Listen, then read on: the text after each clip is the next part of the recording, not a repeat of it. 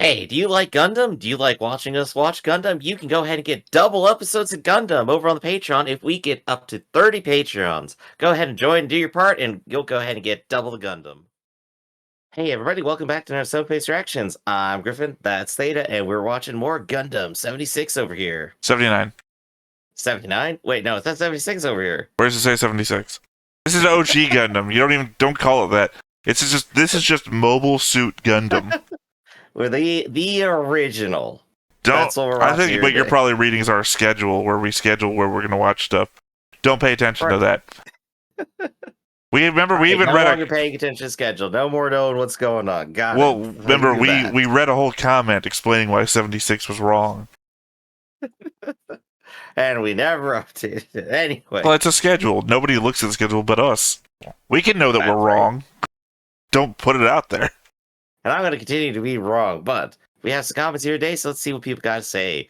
We got Soul Astro from The Rise of the Red Comet saying, "You're going to find that a lot of Zeon looks foreign since they are designed by people who are not from Earth with gravity. Their aquatic and aircraft look weird, alien-like. You wonder how it works and somehow still functions. Also, some German aesthetics inspired on some too."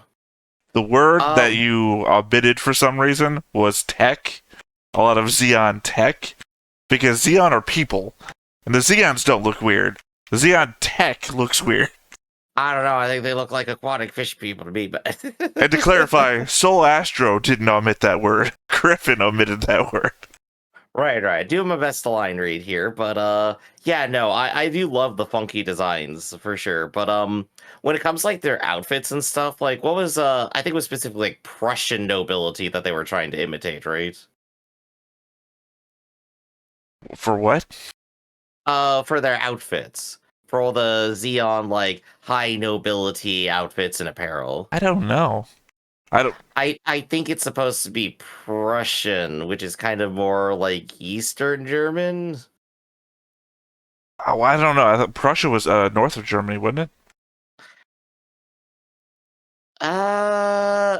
I'm not too sure. You know, this is Northeast, like where I realize I have like a gap in like 1400s to 1700s Eastern Europe aristocracy, you know, outfits. You know, I just got a blank spot there. I mean, maybe I'm remembering wrong too, but I'm pretty sure that, in my memory anyway, that Prussia was northeast of Germany. I mean, that would be Poland and Lithuania. No. Well, no. Well, yeah, current map, sure. I'm talking They've been there for a while. Germany here, Prussia is right here, kind of in a space between Russia and Germany. Man, I gotta go look up some maps, and man, does Europe change frequently. I think the default here is I have at least some memory of where I think it is. You don't know it all, so we have to default to the only idea that we have. Actually, you know what? I bet I could go ahead and look up Russia. Where does it show up on the map? Is in fact, yeah, between Poland and Lithuania. Right. You said where Poland is, and I said, well, yeah, now. So literally, your derision of my comment is the right thing. It is the corner of the Baltic Sea. Right. So it's right where I thought it was, right? Yeah, it was. It was just like further afield than I thought it was. There was more stuff in the way. All right. I mean, I know, just to put it in perspective here, I've been staring at a comment that I wrote for later in Theta's Thoughts thing, where I'm looking at a word and I have no fucking idea what I meant to write. I've been distracted. So you started saying stuff about Prussia. I'm like, what are you talking about? My God, what word? I gotta figure out this word before we get to it. Welcome to the conversation. Anyway, next comment is from Tough Love, some Rise of the Red comment, saying, "I love listening to comments from people experiencing UC for the first time. I don't know how far you are in the original 79 anime, but I suggest watching / inserting to 2022's cucuruz Doan's Island film, which is a remake of episode 15 from the original anime in the style of The Origin and the most recent UC anime we have. It'll also serve as a nice way to take a break from the classic animation style and storytelling." Break. Do you remember this, Griff? Yeah, I believe your idea was that we're going to watch it afterwards, right? Yeah, we're gonna watch it afterwards. I believe specifically we talked about episode 15 got sent off to a low tier Korean animation studio. That's why it doesn't get included into the show because Tamino, I always forget the creator of Gundam, thought it was so bad that he didn't want to be associated with it. Oh gosh, yeah. But yeah, No. our current plan is to watch it after the series. I mean, Okay. I would love, because apparently, I think we talked about it before, same guy who did The Origin, same director. Yeah, yeah. Yeah, I would love to get back into that style, but at the end, I think it's the most appropriate place. Okay. They also say, please revisit this discussion regarding the Haro when all is said and done. I'm gonna have to figure out what we were saying in that episode about the Haro. Think of Zia Unazum Dekan as a politician slash religious leader slash philosopher, and the extremist interpretation of his ideology is that humanity must ultimately leave Earth in order to protect it from the damage of pillage, pollution, and territorial conflict. His extremist version is pretty much like that one odd climate activist IRL who wants humanity to off itself for the sake of the planet. Zia, unfortunately, has the option of living in space, XD. If you look at the political map at the very beginning of Iron Blood Orphans, yes, it's not UC, but PD, you will see a so-called Easter egg if you look at Sydney, Australia. Please take note of the fact for future discussions after if you watch Turn A Gundam. The classic 79 anime is retold to the Origin manga, which is the series is part of, and I love it. Well, I would assume that if we looked at the IBO map, then it's just a crater or something, because Oh yeah. that would have to be what the joke is, right? Yeah. It's like, hey, yeah, we still had the colony drop too. Take a look at us. So Well, I I guess if we mean, ever get around to Turn A. Calamity War, right? Yeah, You can explain that with the Calamity War. The moon, remember the moon got destroyed? So I guess parts of the moon probably fell on Australia. Oh yeah, there you go. That would make perfect sense. Then now we have a through line. I still want the cool robots though. I want the robots. I mean, eventually. We're doing One a day. we're One doing day. a really slow rollout now of Urger Hunt. So There's got to be one in there. eventually, right along all the Uh, animation that we're never getting. But yeah. I think like the through line for Xeon, where Xeon Zum Daikon is like has at least a moderately reasonable idea of what to do going forward, and then everyone takes that and just kind of rolls with that for their own thing. That's basically what the entire zombie family is like about. They like hijacked it so that they could keep power. Like that was their reasoning for it. Well, I mean, it's a so the name's not coming. It's a clear Lenin to Stalin Mhm. transition, right? Yeah. One was clearly supporting.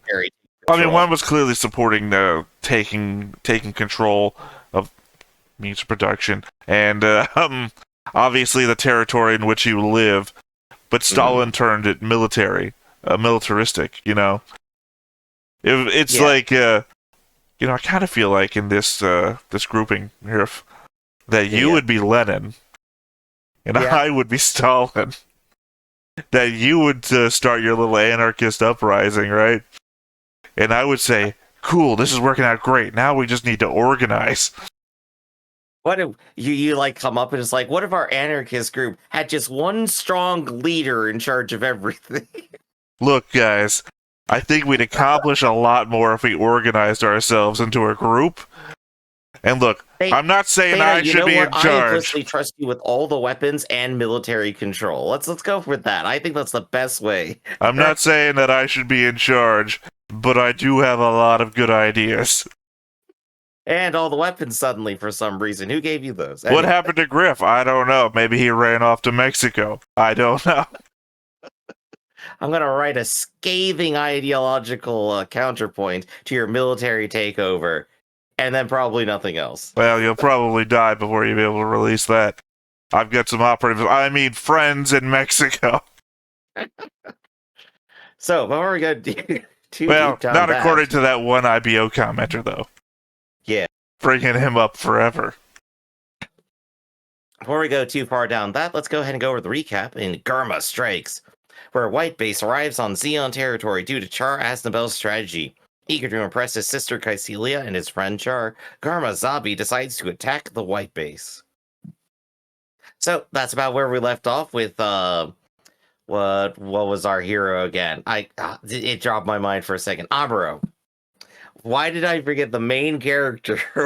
it's something's wrong with me, Theta. Anyway, that's about where we left off with Amuro having to shoulder the entire responsibility of keeping White Base safe, people rallying out and trying to do fights. Good time, good time. So let's go ahead and see Theta. Have we added things to the chart? What do we got here? Actually, before we go there, I have an image I want to send you that I'm doing right now. I'll bring it up on here. Ooh, there we go. This was shared with me, and it doesn't seem like that huge of a spoiler considering what we got shown in the origin. Yeah. This is just general information about the state of things. This is good. Yeah. The black parts of the map are Zeon-controlled territory. Mm-hmm. So, this is... I mean, not a lot of breakdown to be happening here, but just generally, this is what it is.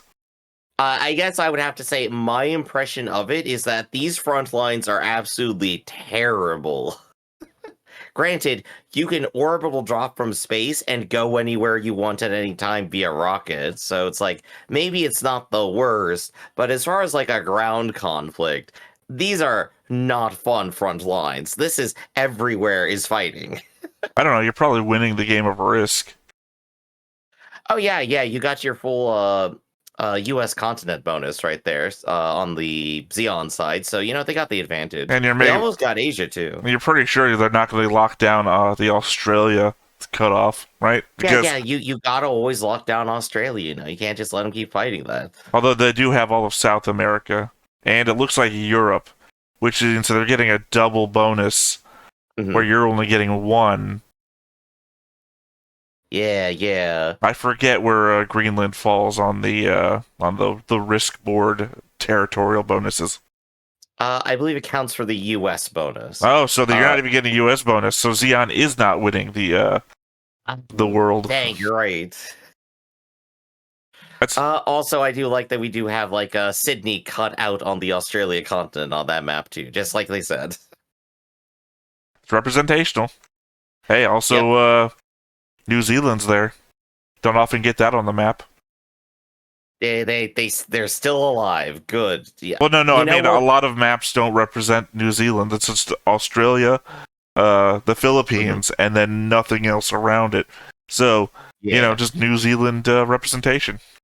I always thought New Zealand was more north than that, but I guess it's just the way this map projection works because it's flat, technically. I mean, technically, I also appreciate a lot of I don't know what you call it, plus sign alignment, left to right, up and down.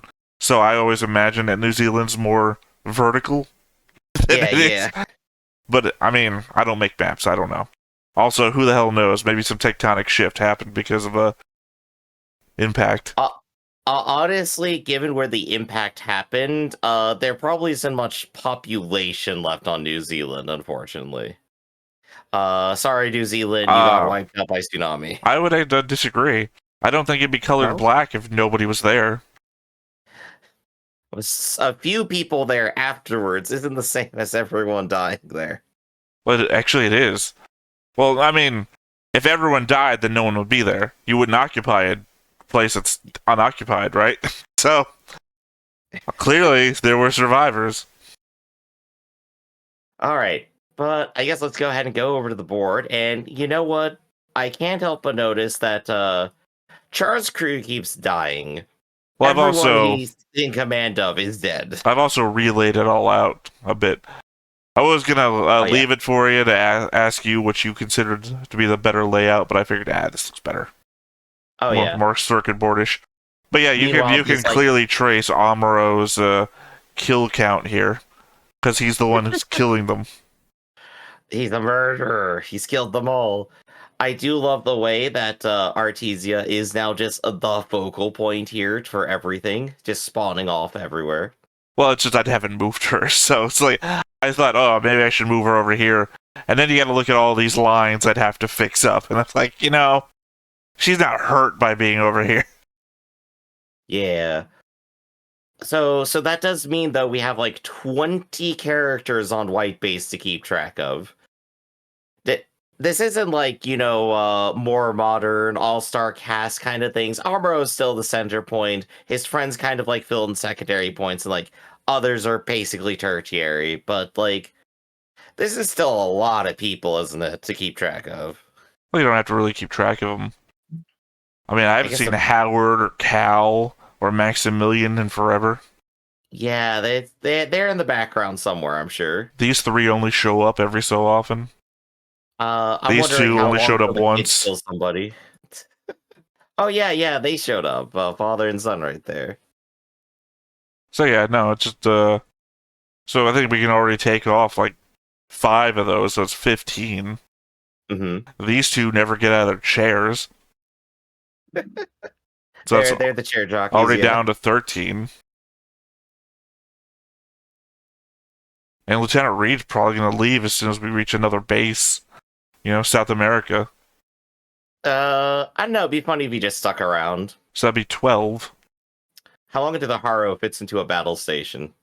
And really, when you think about it, Amuro, Ryu, and, Hayato last time. Yeah, those 3 are the only ones that really leave White Base. So really, it's just those 3 and then all of White Base. Yeah, and of course, Bright as well. Well, he doesn't leave either. Well, I mean, he's commanding them, so like he gets flashback shots to like what he wants to do. But yeah, I think we didn't really add many more. We just took more people off the board. But now we have Garma out on the field today with Char, and we're gonna go ahead and see how things go. So Theta, do you have any thoughts going forward? It's funny. I would have thought that the kids would have been instantly super annoying or off-putting, considering my distaste of children. But so far, these kids have been on board with everything that's been going on, wanting to support the main characters, voting to do the things that we want to see happen in the show, and only crying when one of the other side characters is being the annoying jerk that I thought they would have been. So, rare win for small kids in anime. Also, Reed was an asshole from the moment they brought him on board, but nothing made me hate him quite as much as making Kika cry for some reason. They are oddly helpful children, which I think goes a long way to making them very likable. If they just did nothing, it would probably be a lot harder to sympathize, right? Yeah, if they were normal kids. That said, of course, yeah, no, Reed might be a little bit of a jerk. They mentioned the 1-week battle during the last 2 episodes. Apparently that is the start of the war, January 3rd, all the way up to Operation British on January 10th. It's kind of odd, though, since Operation British is started on January 10th, but takes almost an additional week for Island Ifish to hit the Earth. So really just creatively named, and that there was the battles happening everywhere, plus 2 weeks of watching this massive object flying at the Earth. I guess I would probably call it one long battle if you're trying to stop something that's literally just falling out of orbit. If you considered it one long battle, then it would be the 3-week battle, but they call it the 1-week battle. People have never been perfect about naming things. Let's go back to that 100-year war real quick. One wonders where the front line of the war is anymore. We know the Federation still has ships to oppose Zeon in space, but we also know that there are Zeon ground occupation forces that seem to be operating across the globe. Zeon took over the 2 moon colonies and a number of sides capitulated to them during the war. So does that mean that the Federation fleet is spread out between Luna 2 and the sides that still side with them? Is Earth completely defenseless from the sky? It feels like it with Char's attack in orbit, with seemingly little care about getting ambushed by an additional Federation force that might be around. Yeah, I guess like my theory on like what you do when you have a bunch of orbital combatants that could come down at any point, it would be interception. You wouldn't just like have a permanent blockade around Earth or something, which would be pretty silly ultimately if that was so. And of course, spread out and easily penetratable then. But I guess like nobody saw these two ships and went, no, we need to deal with that. I just figured out that word. Well, it's literally in this the sentence I'm about to read, so I was like, All right, what the fuck is this word? just in time. The Gundam hammer is such a ridiculous weapon. I have to think it was a toy company tie-in to sell merch. Sorry, you don't understand. I'm looking at the word EIGH. It's like, what the fuck did I mean to say here? Toy company I-in? Tie-in. I was I asleep. can't believe you did it phonetically. Oh, The same way that the Gundam's color scheme was. It's clearly a weapon that is only useful in space, and even then, just barely. I can't even imagine how dumb it would look to use on the ground. Also, a spiked ball on a chain is a flail, not a hammer. I'd probably call that a translation thing then. Also, I called it a flare in my notes. I must have been asleep. Sleep typing. You can't just do all of your notes in your dreams, Theta. But no, like I still stick to my standpoint of I think it could be useful if you wanted to get around the meta of everyone is going to be using swords and axes in the future. You just immediately go straight to the flail, bypass the shield, and get a hit in. Which, given that it is a heavy moving metal object, ought to do something, right? It should be able to move like a human-sized flail, though, considering how much big and heavy it has to be Gundam-sized. Yeah, the momentum and motion of like these heavy giant things is sometimes hard to like accurately portray, I think. And here we're more or less getting them as people moving around. Well, because it's also like a third the size of the Gundam, the ball, right? To which point you start throwing that thing around in a gravity well, you're gonna be phew, throwing yourself around. Eventually, a Zeon pilot is going to have to try and bail out of their Zaku. At this rate, most Zaku pilots die from their mobile suits exploding over Amuro, stabbing them in the cockpit. You know, we really shouldn't have laced our entire mobile suit with explosives. I think maybe that was a bad design decision. We commented before that it seemed like they said White Base was going Mach 78. But on rewatch, I think they said Mach 0.78. 0.78 would be 598 miles an hour. 78 would be 59,847 miles per hour. So if they were going Mach 78, they'd be circling the Earth every 25 minutes. Since they appear to stay above North America for their entire flight, I'd be more willing to bet on Mach 0.78. I guess the question is, what is normal re-entry speed? Looks like you're looking it up. Re-entry speed. Re-entry aircraft, 17,500 miles per hour. Mach is somewhere around under 25. That is the immediate information I got. So, I guess A or B, they could be a gradient, honestly. You start entering really fast, you hit the atmosphere, you start slowing down, you end up at 500 at the end, and then you probably have to arrest that momentum pretty Well, if you're quick. still on the sheet, what's the... Look up what the highest Mach somebody can survive. That's been more based on acceleration. It is... And that's about 10 Gs, I don't think. know. I don't think it is acceleration, Griff. I think at some point acceleration doesn't matter to the speed you're going to because you're still under the same amount of Gs. Well, it would be G's would be accelerated force. So if you go from like 17,000 to 500, you're going to be experiencing a whole lot at once. No, that's a probably sudden. That's a fatal. sudden shift in the. That's a sudden shift in. I'm saying if you're going 17,000 miles per hour, you're getting the same amount of G's expressed upon you. Acceleration is the difference between. you're probably fine as long as your ship holds together. No, because you're still being pushed backwards to the amount of directional force being applied upon you. It would be relativity at that point, because I and the machine I'm in are going the same speed.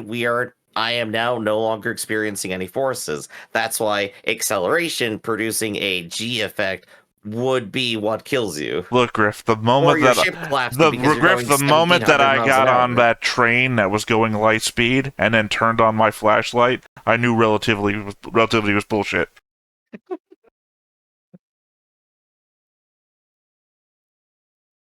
Given everything Garma did in Origin, wanting to prove himself and not just get promotions he didn't earn, I appreciate that Garma met Char, calling himself a friend and thanked him for giving him a chance to prove himself, even if it was Char's plan to just use Garma again.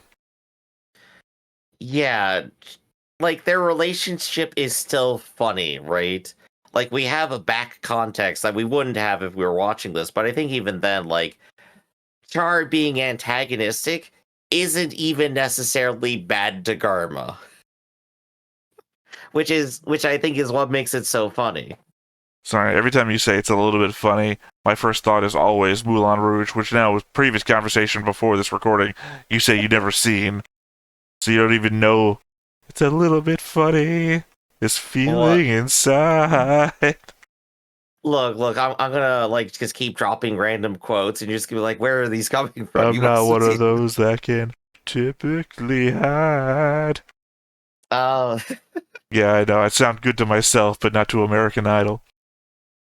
I like that one of the Google squadron guys watches the gun tank descending to the ground and says, "What's that? Looks like a tank." And then later we'll see what Xeon tanks look like. Keep that in mind next time we see the gun tank anywhere near a Xeon tank.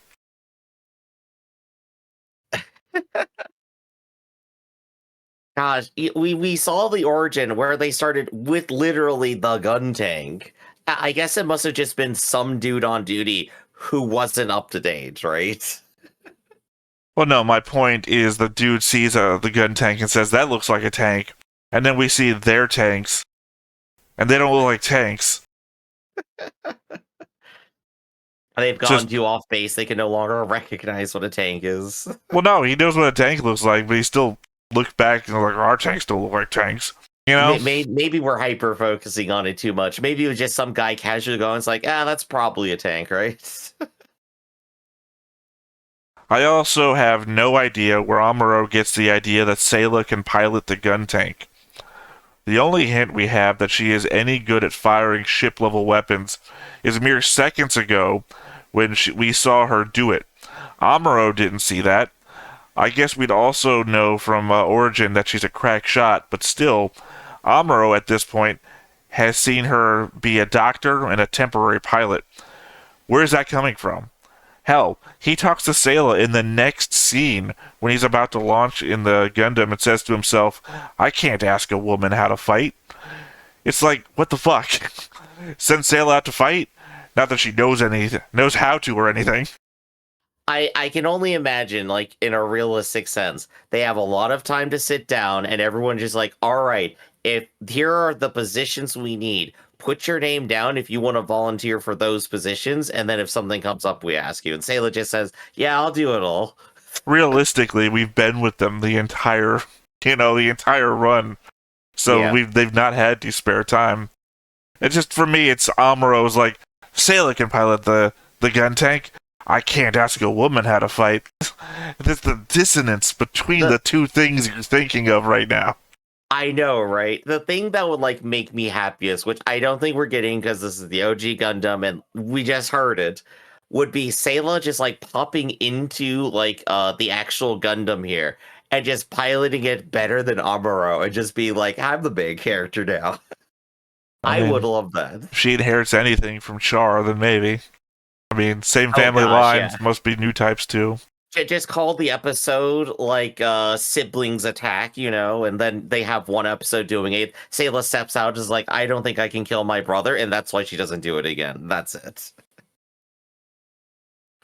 I guess Hayato is the tactical genius of White Base now, everything he set to do that Amuro ignored at first, Amuro did in the end to win.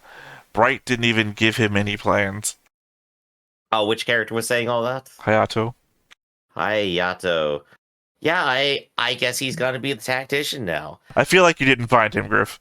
No, I did. He was like over on the right side of all this. I saw your mouse just do a little circle here, and it's like, I don't think you found him, did you? No. But I'm trying to think back to like other Gundams and like, did we have tactical characters there? And Sure. I don't think Hayato like show up in the future. Not quite so much anyway. I guess Double O Gundam did. That was like basically the entire premise, but I think other than that one. Well, yeah, Orga. That's literally all he did. And then Naze as well. And then, God, what the hell is his name? The guy you didn't like that I supported the whole time. Rustle. Also Rustle. Yeah. Let's see, what else? But I mean more like specifically the brand that Hayato and then Relina. is specifically. Relina also. No, Hayato would also, be Griffin. Dorothy. Hayato is Griffin from IBO. Griffin didn't do shit. He didn't. They are the same brand. I literally thought of Griffin first off, and then I thought, wait, Griffin didn't come up with any fucking plans. 0 plans. Orga did all the plans. So he was in the room with them doing the plans. Hayato just fucking judo. He's coming up with good plans. Griffin ate in the cafeteria and sent letters to his sister, and then watched his brother kill himself. I love the teardown of that.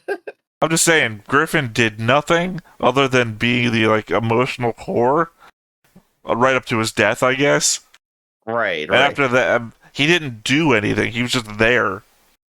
He didn't even get into a mobile suit. IBO into the perspective of takes everything that happens in other Gundams and then makes the worst thing happen to them, then Hayato dying would be like the what if scenario then. No. They're not equal, Griff. Hayato does not equal Biscuit Griffin. Hayato would probably be Eugene if he's anybody in IBO. Because he's not in control like Orga was. He's just going with the flow too. But he seems like, we need to do this thing. And no, everyone ignores him. Kind of like Eugene in the lead up to their attack on Earth. Alright, what else got? If I had to guess Amuro's situation, I'd have to say sleep deprivation mixed with PTSD. He's grown up on a colony that's been die-hard and neutral in the lead-up to this conflict, and you have to believe he's rubbed off on some, if not... You have to believe that he's rubbed off on him some, enough that fighting is taking its toll on him in some way. Plus, Bright told Reed that Amuro needed to rest before being sent out again. The combo of both things could keep him riding the edge. Consider, of course, too, that it didn't seem like his sleep schedule or ability to take care of himself was that great to begin with, given his trashed house, and the fact he spent all of his time focusing on the conspiracy of what is my father doing with this giant robot, as, like, additional tension. I don't think he's had a break in a long while. Well, we've had that scene where Fra came to him and told him he needed to eat or rest or something, and he's like, I'm taking care of the Gundam or something because I want to survive. So it's more of the same. I guess that's just going to be kind of like our through line here. Amuro refuses to do any self-care, and that thus stems all problems. Well, until he breaks down, which is what it looks like we're leading into. Hell yeah, let's do it. Yeah, that's all my thoughts. All right, then. In that case, we've gone over as much as we can. Let's go ahead and see how he does today and how quickly he breaks down. But before we get started, be sure to hit that like button, hit that subscribe button, and comment down below to feed that algorithm. On top of all that, if you watch more shows like this, unfiltered, uncensored, and uncut, as well as some early access stuff, you can go ahead and follow us over on our Patreon. It's just $5 a month, but no pressure. It's all support the channel, just a little bit extra. Click the link down below, join that Discord, join the conversation. Oh no, they bombed Sydney. They bombed Sydney, Australia. Oh my god. My epilepsy's kicking in. So I think if I remember right, we literally left off on Amuro stabbing the ground, right? No. No? Was that a different last time or No, I mean that was in that episode, but that was like middle or middle end. Oh, We okay, I literally guess you had left time off enough to come on back to bed then. yeah, well no, that wasn't even the end of the episode. We left off on Char and just a towel. Wait. Oh, okay. Suddenly flashing back to Charge distracted. Well no, That's because right, he was no, drying Kara his got my head and hanging we out get in the the same apartment sitcom, yeah. no, he was drying his head and we get the shot of just his one eye. Okay. No, here's what we need for our sitcom with Char and Garma. While they're talking, doing their thing, antagonistic, will they, won't they? Dozel breaks in like he's Kramer, just slides into the scene. It's just like, Garma, I need your help. I appreciate you went the Seinfeld, because my thought was what would make it better was a Mr. Furley character. So I was going Three's Company. Who'd be the Mr. Furley here? I guess Kycelia. Celia, straight lace walks in, it's like, Garma, you need to pay rent. Well, I mean, amongst the characters, who would actually be a Mr. Furley? Who has authority but yet is conspicuously oblivious to everything. Yeah, good. Rumble Rao. No, Oh, Jimba. God. Jimbo Rao. Jimbo Rao, the dad, Rumble Rao's dad. He's crazy off the bowel enough. I think he'd be a good Mr. Furley, and he's an old white man. I'm glad that we've invented this. We need to put that out there.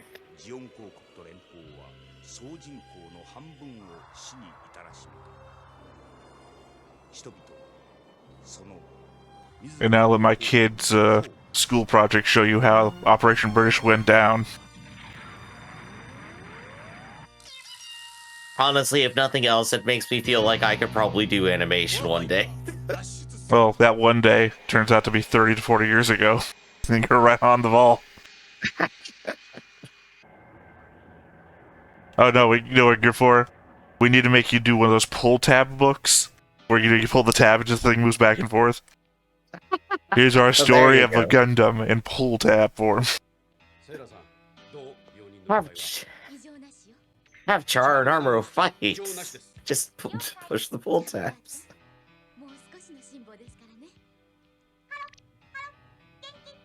It just officially has legs from now on, okay.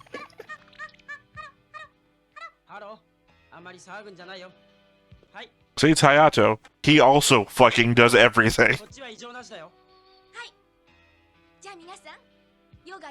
He needs a raise. That dude just looks like he's about to lash out at somebody.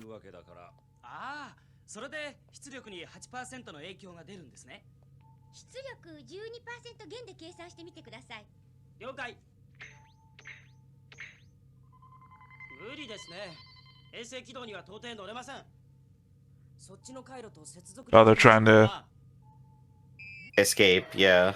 or get out of North American territory.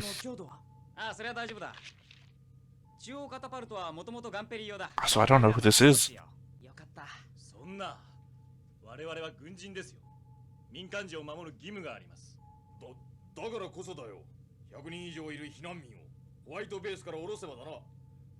You son of a bitch.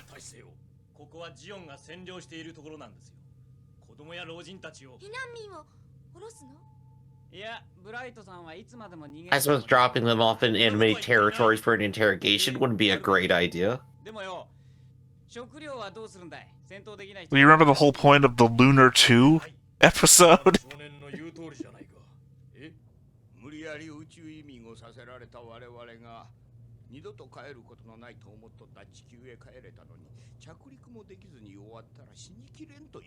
I want all of these old men to pull coffee beans out of their pockets. We've all had the same dream. I hope he's not about to say mutiny. I hope that guy's not about to try There was a coffee convention happening, I hope they're not, like, the civilians aren't going to try to mutiny. Oh, that'd be so weird. Old man had a plan. I didn't really pick up what it was. They just want to get to Earth. That's all. You say, Griff? You say?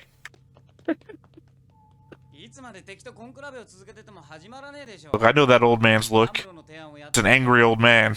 カタパルトを手直しできるかどうかの問題がある。それにやれたとしても発射する時のショックに誰が耐えられるか。言い出したのは僕です。失敗しても犠牲者は一人で済むはずです。How much flight training have you had, Amuro? How many G's can you take? As many G's as from orbit to the ground. Seen that. Anywhere between 0 and 1. Well, I mean, you looked up velocity from orbit to the ground a second ago when you were looking up the Mach stuff. How many G's did you get in that? Well, they've already got all the fucking information, Griff.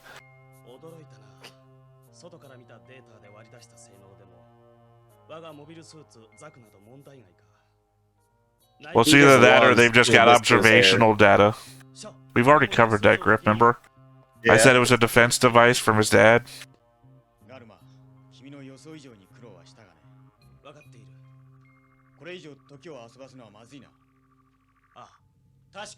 By the way, I love it when we just talk over each other. It really makes the cuts easier in the editing. I only have to cut the one time instead of both of us.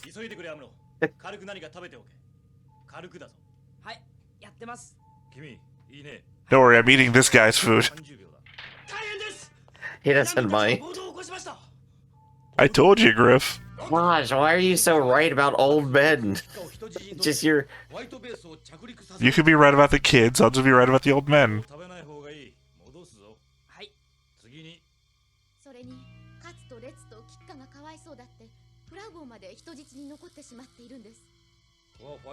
To the kids?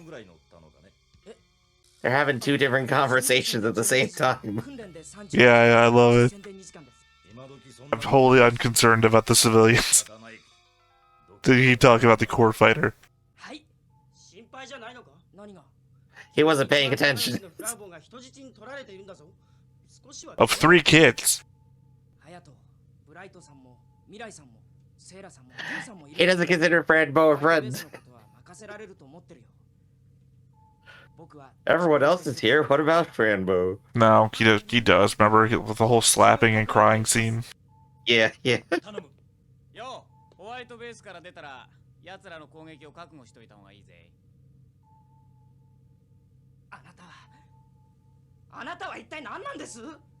He's Kai, obviously.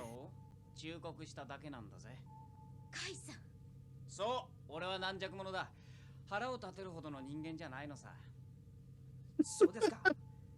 He's such an asshole.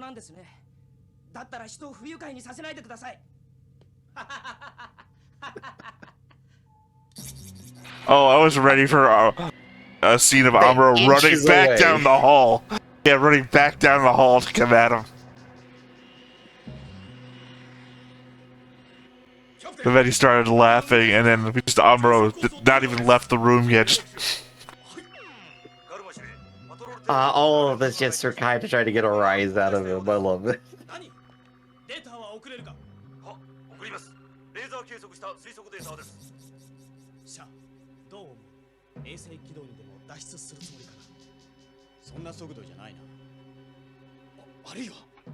The core fighter.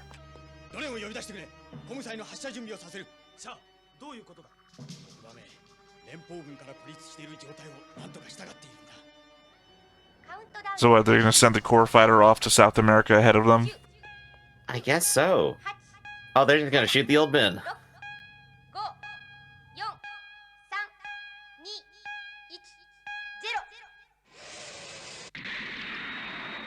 You think he'd launch on 0 and not the after 0?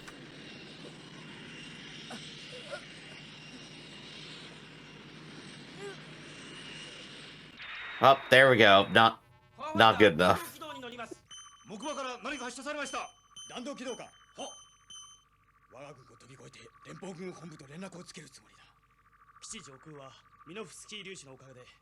You'd think they would have already been in touch with, oh yeah, that's right. Sorry, the Minovsky particles.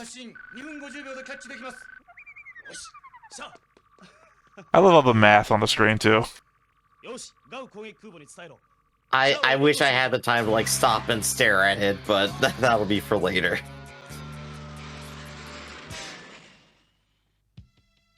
Really thought that we were gonna get a musical cut right there, but okay.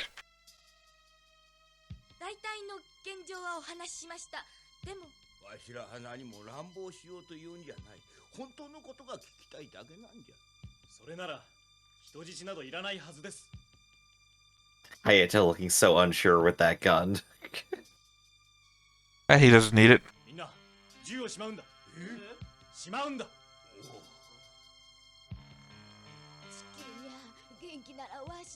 Remember, we did cover how ungun safe Federation forces are. There's no safety on those ray guns, you know? No, they pointed guns at kids before. And then previously, they shot entire crowds of people.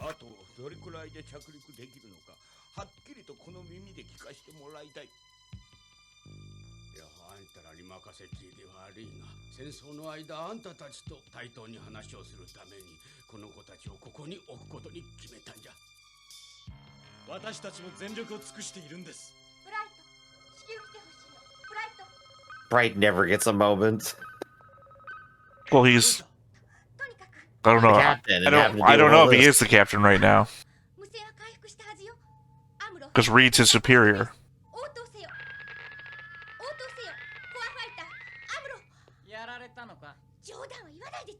That face.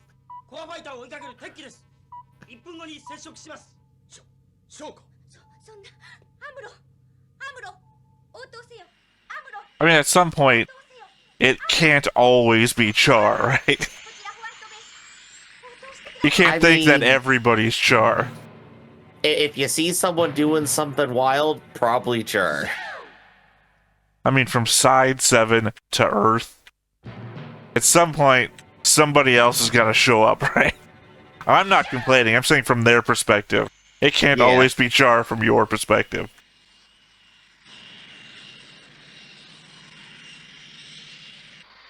And that's where Amuro left the show. Flew off. Unconscious in space.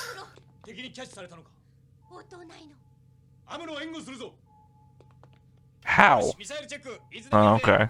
Yeah, there you go. Well, I just mean, he fired him off at like escape velocity. Can your missiles go escape velocity?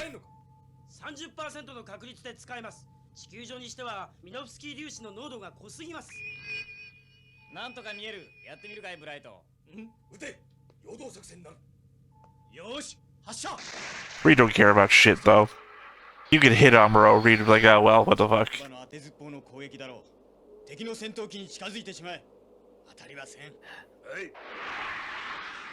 Never punish, not even once. Well, it's the Judge Dredd maneuver, right? Yeah. From this height, well, let's only have a 5% chance of hitting us. Why are you in cover?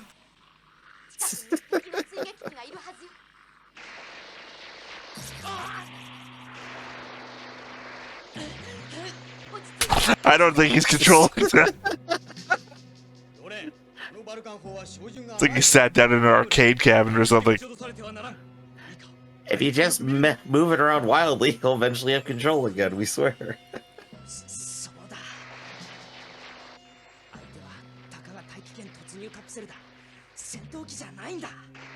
It's not even a Gundam that's learned all of his moves.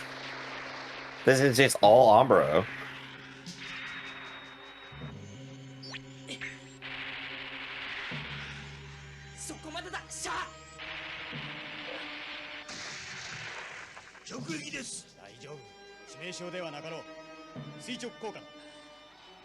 Plus, we've got at least one parachute. I am kind of the main character.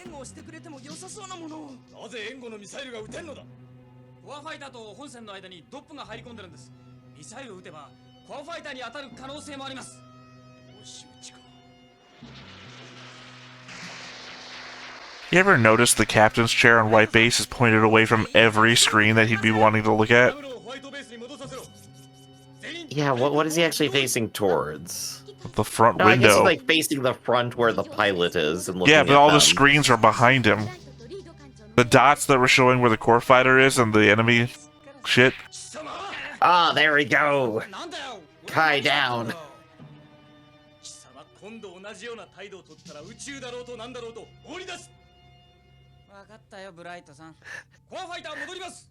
Even after getting punched, he's just a little shit. I love Yeah, him. the problem you have is, I think this guy might like this. あ、まだ持ちます。よし、行け。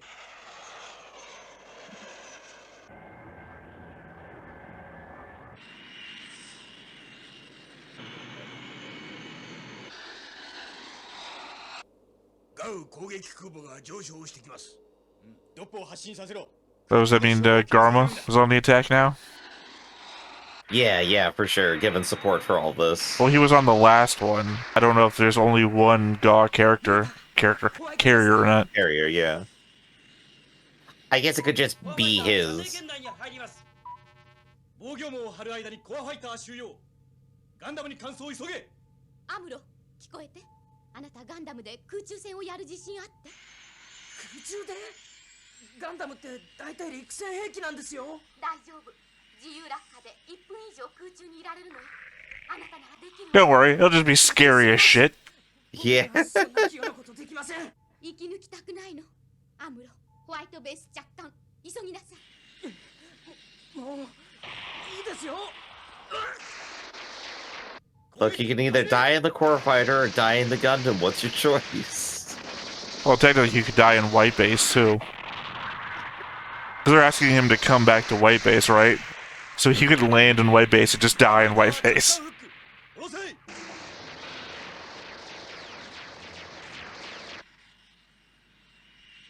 着艦軸 OK 入ります。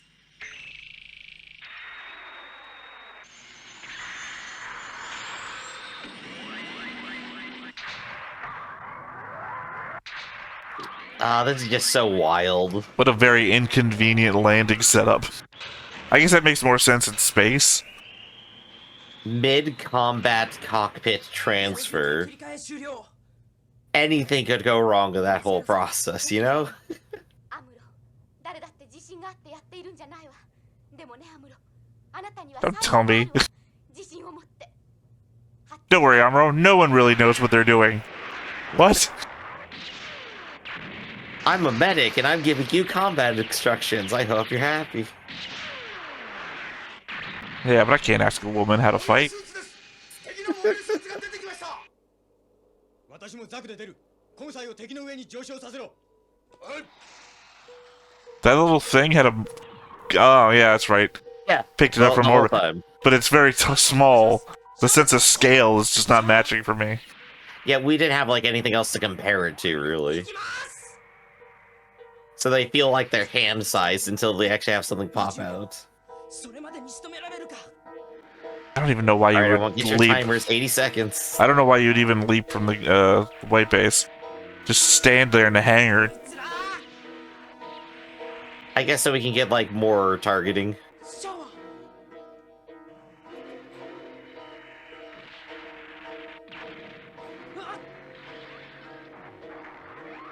ー。 Chara's absolutely crazy for this, though. 地球での自由落下というやつは言葉で言うほど自由ではないのでな。ガンダムが邪魔で。なんですかあんたたち。ちょっと待ってくださいよ。ここは。どうした？ Guy's about to get beaten up by the old men now. やっぱり降りられんのだな。なんとか地球にこの通りじゃ。分かってます。さあ、心配せずに部屋にお戻りください。さあ早く。何を？わしらもう動かん。 No, the one thing they can do is make you feel guilty. Well, no, it's peaceful protest. Yeah, it's a sin.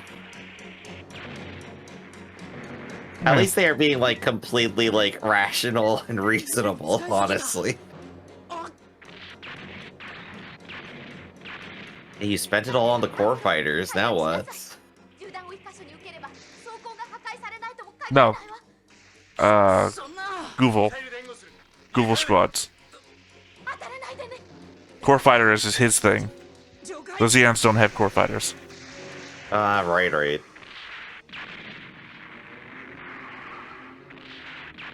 He didn't even have to. He just did that one for fun.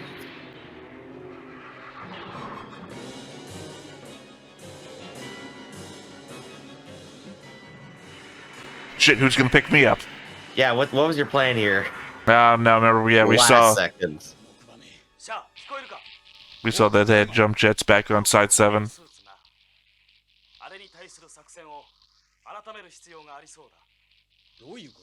That was about 1:20 though. 敵のモビルスーツは戦闘機を中心に自由にタイプを変えられる多用途モビルスーツらしい。何？では今まで私の見ていたのは敵のモビルスーツの一部分の性能というわけなのか。あれでは今後どう戦ったらいいのだ、ガルマ。戻れ、検討しよう。 Gotta wonder how much this is show. Char actually going, I can't improv my way out of this. 気にすんなよ、アムロ。ご苦労だったな、アムロ。お茶飲む？はい。あんたさんが、いや、ここにいる皆さんも全力で戦っておる。その辛さは分かっとるつもりじゃが、しかし、わしら年寄りの愚痴で言ってるんじゃないんだ。我ら地球の大地を。分かってます。わしらをここで降ろしてくれ。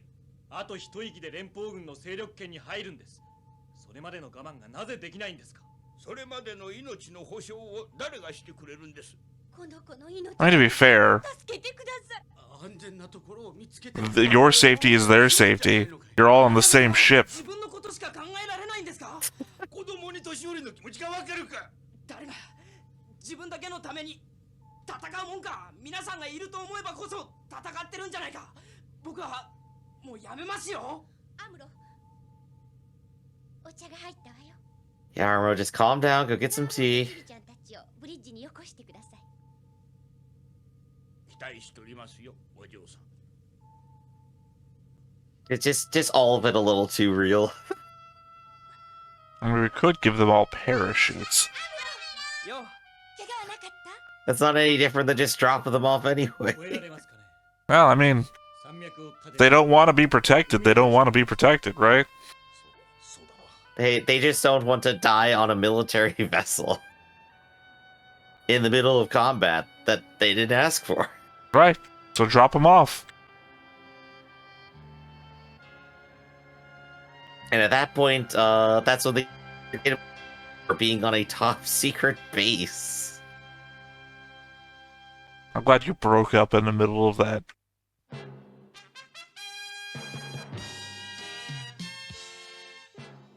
避難民を地上に降ろすために戦いが止んだ。が、 Oh, Zeon just is okay with it. All right. そのための陣が敷かれる。 So I said, just let them go. ペルシア親子が帰るべき大地に見たものは、機動戦士ガンダム。次回、戦場は荒野。君は生き延びることができるか。 You're not obligated to protect people who don't want you to protect them. Yeah, you know, despite getting that next time, I have no idea what is actually going to happen next time. I was thrown by the mother-son thing. I got no idea what that meant. Other than I guess there's that one woman and her baby that was on the bridge.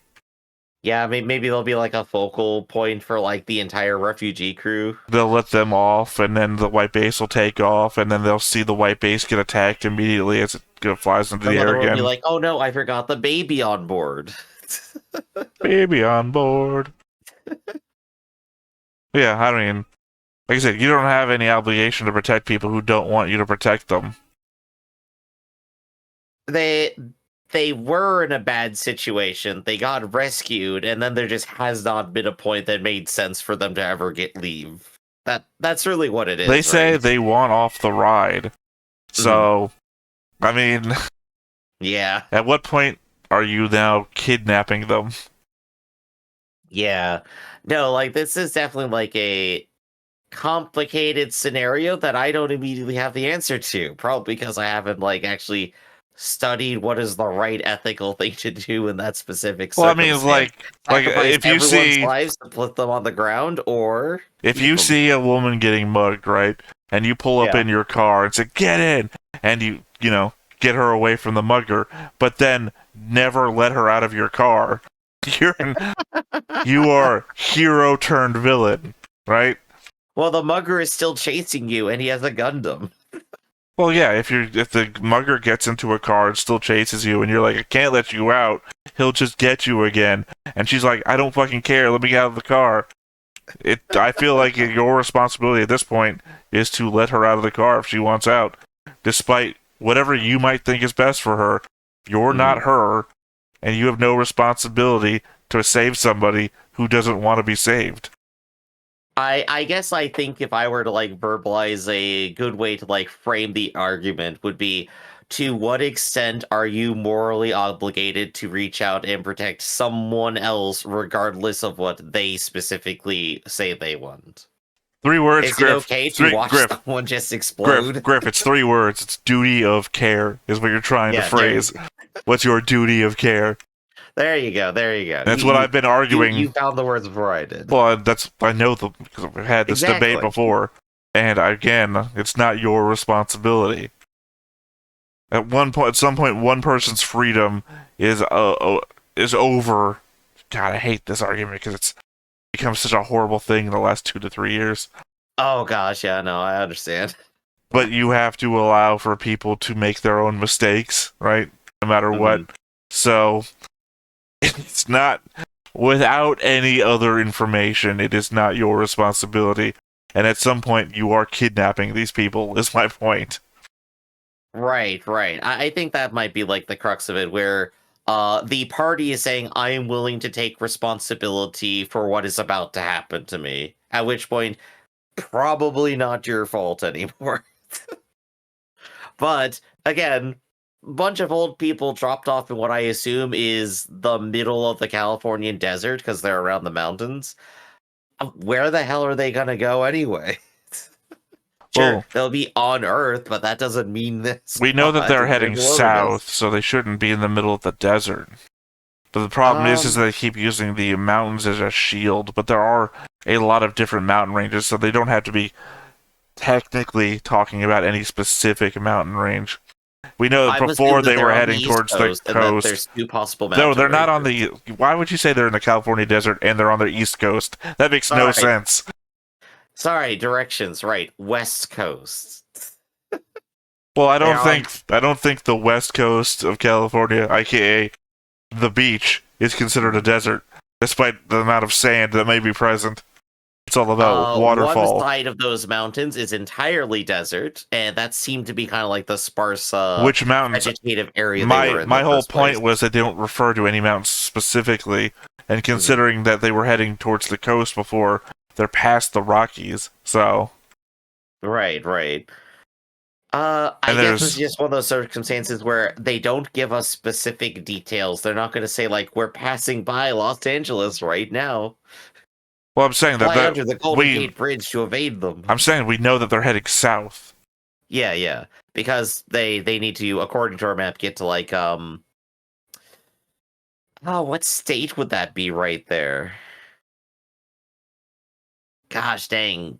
Darn you Central American states, and I can't rattle you off immediately looking at a completely unlineated map. We know where they're heading. Right, they're just heading to Federation territory, quote Well, no, we know where their base is. That's a lot more flying than they're implying right now. They just want to get into Federation territory first. Well, they're heading towards that base because it's underground, it's safe, etc., etc., etc. Yeah. But before they get there, they have to transit through other locations. That's what I'm saying. Anyway. Well, when you're traveling at high speeds, at high altitudes, it doesn't really matter when you hit the border, because it's going to be a difference of hours, between specific locations. Yeah. But yeah, catch us next time for White Base's flight plan. Oh man, they're heading to Venezuela. No, wait. I'm looking at a map that keeps changing. I'm looking at a GIF that's showing. What the fuck? I guess they're heading to Venezuela. Pull up. Well, no, it's just All like, right. I swear to God, it showed me the Middle East for a second in this Venezuelan slideshow. All right, so we're going to go ahead and shuffle the continents and draw whatever place they're going to arrive at. But for right now, we're going to go ahead and wrap up for the day. This has been Stoneface Reactions, everybody. I'm Griffin. That's Theta. And we'll catch you next time. See you around. Hey everybody, thanks for watching another Stoneface Reactions. If you have an idea of another video we could go ahead and watch, go ahead and put it in the comments down below and we'll add it to the wheel. Be sure to like, comment, and subscribe, and let us know what you thought about this video, what parts you liked. And until then, we'll see you next time. Is this too goofy?